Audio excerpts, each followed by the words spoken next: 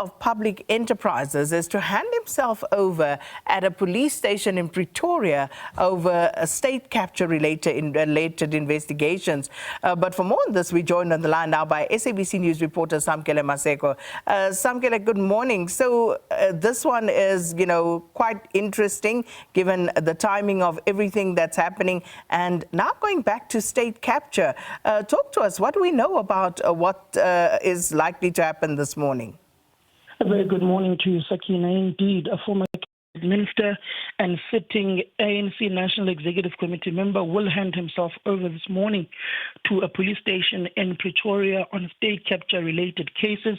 The matter does relate to a state-owned company, Transnet, during his time and the particular links to the Gupta family and what transpired, particularly when it came to the capturing of the state-owned enterprises during that particular period that was being investigated by the State Capture Commission of Inquiry led by former Deputy Chief Justice Raymond Zondo. So, Samkele, we know the person is expected to hand themselves over. I mean, by process of elimination, we probably could narrow this down to a few names, but they are expected to hand themselves over. How serious do we know these charges to be?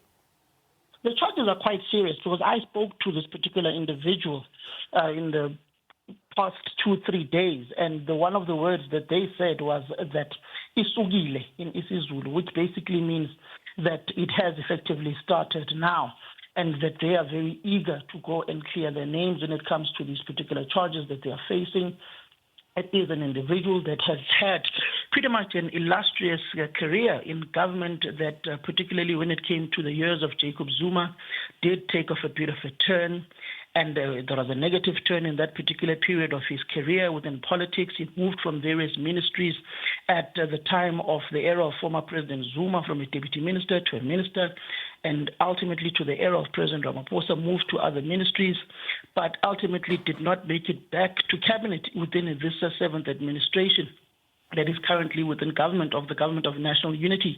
But it is a person who's high profile, who is very vocal when it comes to the issues of ANC political machinations and the governance of the country.